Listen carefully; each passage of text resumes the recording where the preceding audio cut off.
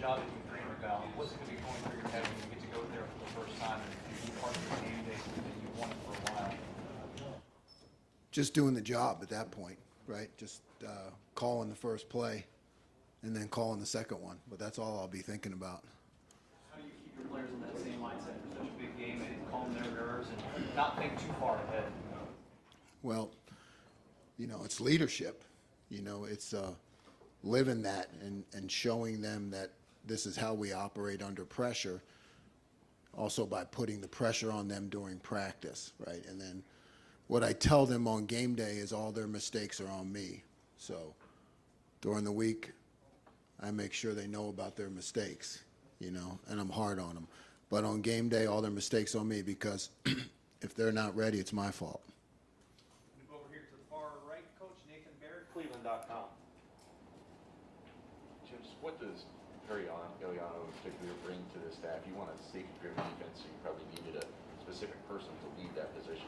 How does he do that, and what else does he bring to that group?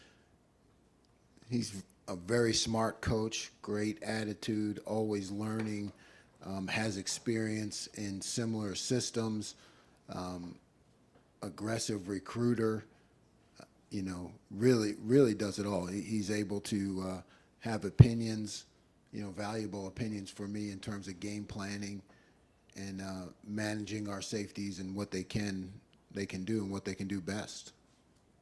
And for you were brought here to obviously implement a scheme, but also to maybe make some more mindset changes to this whole defense too. How inextricable were those two things? Did you feel like changing the scheme brings the other thing? Did you see those as two separate goals that you had to try to achieve? No, it's all one thing. You're installing your scheme, but the whole time you're building a mindset. You're building a mindset of excellence, and this is how we do it, and this is how we're going to do it every day, and we're going to do it on the grass in practice, and that's how the game's going to go. So it really is about expectations. Once the players know that you care, they'll go to the wall for you, and I believe we're at that point. Front row right, Austin Ward, Rivals, 97.1 The Fan. Jim, some coordinators like to be on the sideline and be down there with the guys. Some like the quiet to call games from the box. Ryan said you've done both. Which way do you think you prefer this year? I prefer what works best. So I have done both, and that's still under discussion. Who knows? Maybe I'll do a half up and a half down. Who knows? Did you think that you would have already worked that out before Saturday, or is this? I've got it worked out. I'm just not telling you. That's all. We're gonna see you. Okay, well then you'll see. Okay. All right. Yeah. Front row left, Dave Biddle, 24/7 Sports. Hi, Jim. Not a lot of film on their starting quarterback. How does that affect preparation? Are you even going back and watching some of his high school film? Just how does that affect your preparation? I don't go back to high school, but he's played some. So, we've scouted him like you would and done our due diligence. But it is a first game. So really it comes back to your training because you have to be ready for everything, and you have to be able to adjust. Fourth row middle, Pat Murphy, 24/7 Sports. Jim, Marcus Freeman said yesterday that they look back at the Fiesta Bowl last year because that was the defense you created, but they also understand new personnel. You're going to do some different things here. How much are you aware of them watching that when you are planning for this game in particular, or does that not matter and you just focus on what you guys want to do? No, I'm aware. It's a good game to have, to be able to look at it from both sides, what Oklahoma State did and what our opponent did. So, but it's just another game. Now, you may glean more from it because of the aspects of game planning that go on both sides, but it's just one in many games that you look at. Front row right, Tim May, Letterman Row. Jim, I have a saying that no one ever covers the tight end or rarely covers the tight end consistently. That's just me. But when you look at a tight end like Mayer, what is sort of the secret to sort of like neutralizing or taking him out of a game without like robbing Peter to pay Paul? You have to mix it up.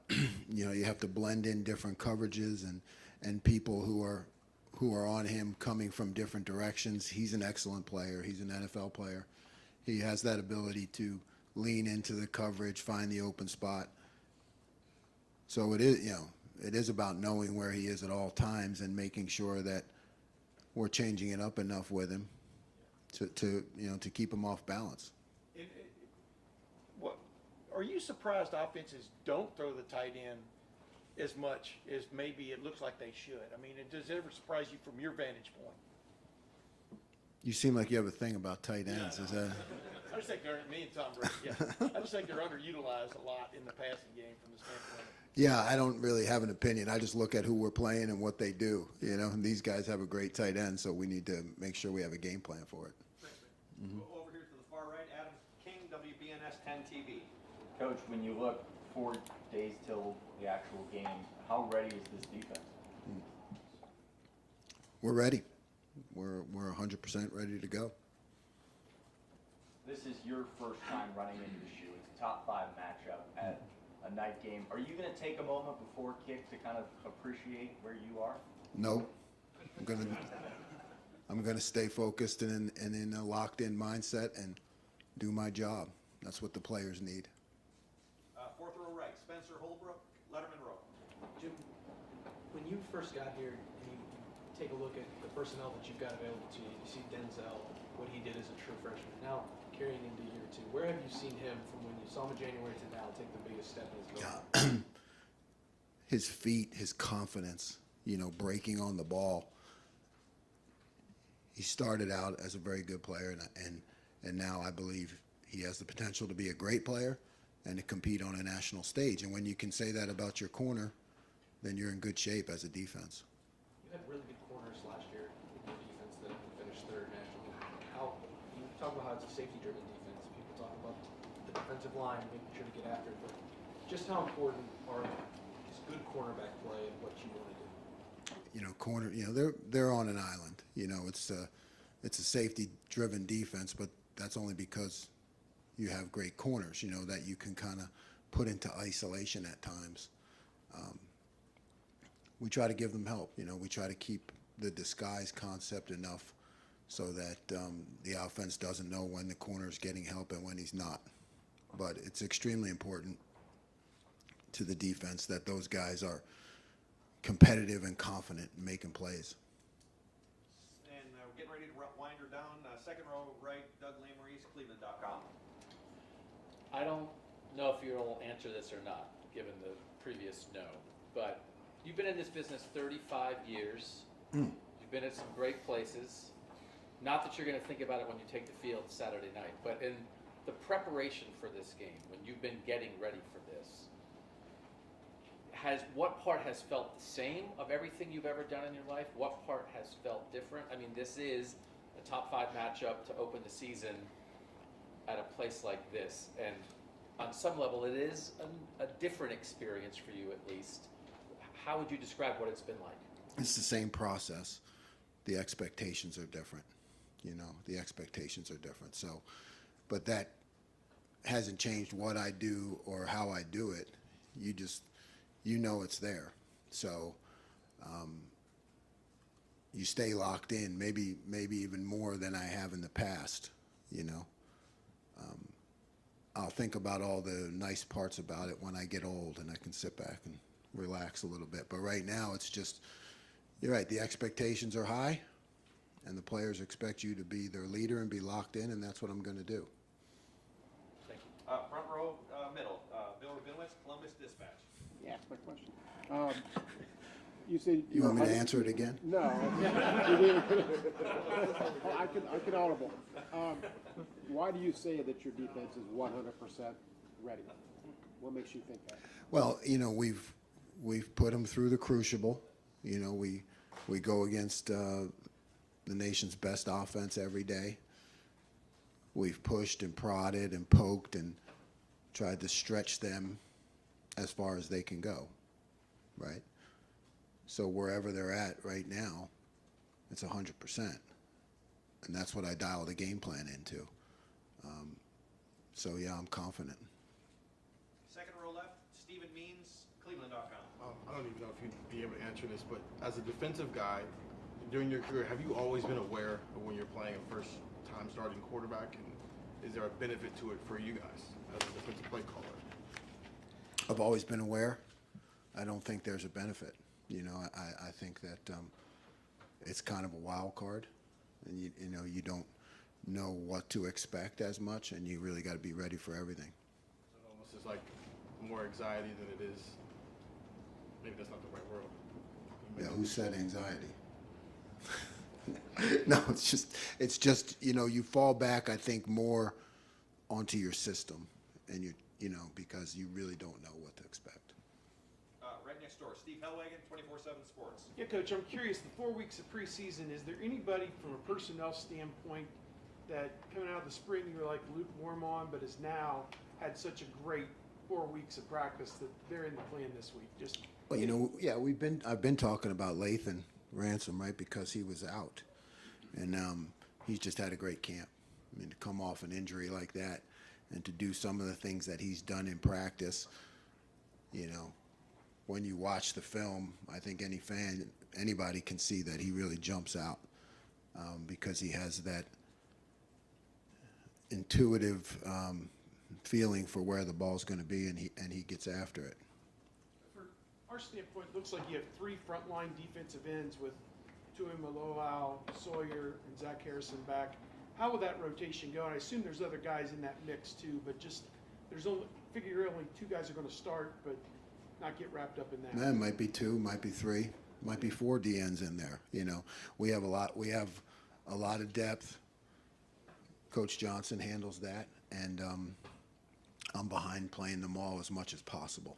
We're going to keep them fresh and keep attacking. Right behind him, Bill Landis, Rivals.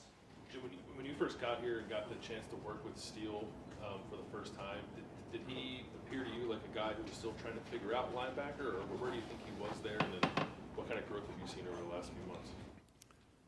Yeah, I mean, Steele, he's growing every day into the position. You know, he continues to be a work in progress. He's always learning. He's into it. You know, we have some back and forth, which is good. So yeah, he's just been a guy since I've arrived that's gotten better. You know, all the time. He does not seem hesitant to speak his mind, I guess, or at least when he's talking to us. I'm assuming he's that way when he's with you as well. What's it like to coach a guy like that who wants to have that back and forth? He's not as quite that much with me, you know, but he will every now and then, and yeah, that's refreshing, you know. Like I said before, with Jack Sawyer, I mean, I'm from Philly, so I like guys that can give and take and aren't afraid to do that, and that means that you have a good relationship. At least that's the way I look at it. Bill's from Philly too, just FYI. Final question is over here, third row right. Are we good with that? Bill, you're good, right? Yeah. All right. That's right. Third row right, last set of questions. Rob Aller, Columbus Dispatch. Jim, you strike me as a cerebral guy, more of a thinker than a rah-rah guy. How do you motivate? How do you consider yourself an emotional motivator, or how do you look at that whole topic? I mean, there's times to be emotional, and there's times to be steady. You know, so I think any good motivator reads the room, reads the situation, and you're able to amp it up and amp up the juice and the volume when you feel like it needs to be that way. Most of the other time, motivation comes from teaching and teaching and teaching and reteaching, right? And then you gain the respect that you know what you're talking about. So you give them a reason to do it, and you kind of show them how it works, and that's motivation, because you're showing them, you're teaching them, and then you're showing them a reason, like, this is why we do it. This is the why. And usually that's enough. And if not, I can get loud. Great. Coach, thank you very much.